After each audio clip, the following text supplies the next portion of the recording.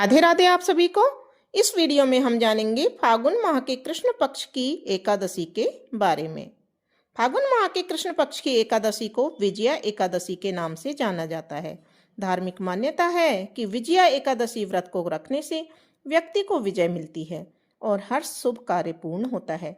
पौराणिक कथा के अनुसार लंका विजय करने की कामना से बकदालभ्य मुनि के आज्ञा के अनुसार समुद्र के तट पर भगवान राम ने विजया एकादशी का ही व्रत किया था। पंचांग के अनुसार फागुन माह के कृष्ण पक्ष की एकादशी 23 फरवरी को दोपहर 1:55 पर शुरू होगी। वहीं फागुन मास कृष्ण एकादशी का समापन 24 फरवरी को दोपहर 1:44 पर होगा। तो ऐसे में विजया एकादशी का व्रत 24 फरवरी 2025 को रखा जाएगा। पूजा का जो समय है 24 फरवरी सुबह 6:51 से सुबह 8:17 तक रहेगा और व्रत का पारण समय 25 फरवरी को सुबह 6:50 से सुबह 9:08 तक रहेगा। व्रत का पारण द्वादशी के दिन किया जाता है, इसलिए पारण समय 25 फरवरी को रहेगा। अब देखेंगे कि विजया एकादशी की व्रत की पूजा विधि क्या है, कैसे इस व्रत को करना चाहिए। तो सबसे पहले हमें संकल्प और व्रत प्रारंभ जो करने की विधि है, विजया एकादशी व्रत की शुरुआत 10वीं तिथि की रात से ही हो जाती है। व्रती को ब्रह्मचर्य का पालन करना चाहिए, मन वाणी तथा कर्म से पवित्रता बनाए रखनी चाहिए और प्रातःकाल स्नान करके भगवान विष्णु का ध्यान करें और व्रत का संकल्प लें। दूसरा कार्य है स्नान और शुद्धि प्रक्रिया।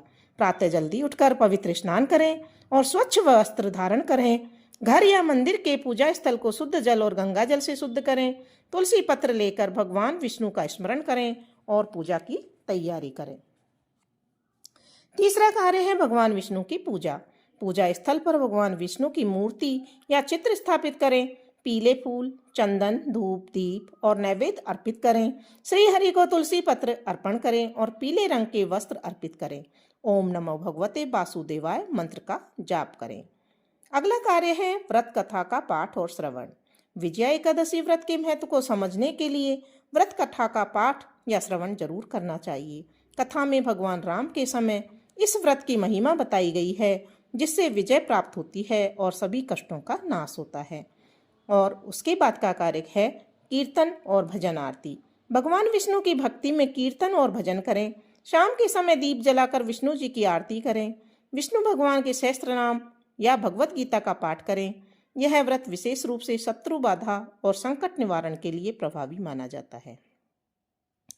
इससे अगला कार्य है रात्रि जागरण और ध्यान। विजया एकादशी की रात को जागरण करने का विशेष महत्व है। इस दौरान भगवान विष्णु के भजन कीर्तन करें और सत्संग में भाग लें।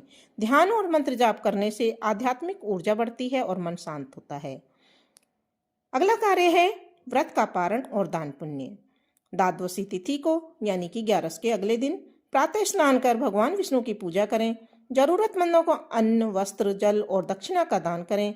इसके बाद सात्विक भोजन ग्रहण करके व्रत का पारण करें, जिससे पुण्य प्राप्त होता है और जीवन में सफलता का मार्ग प्रशस्त होता है।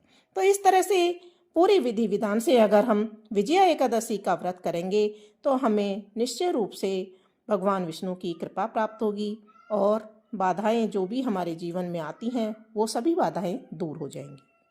बोलो विष्णु भगवान की जय।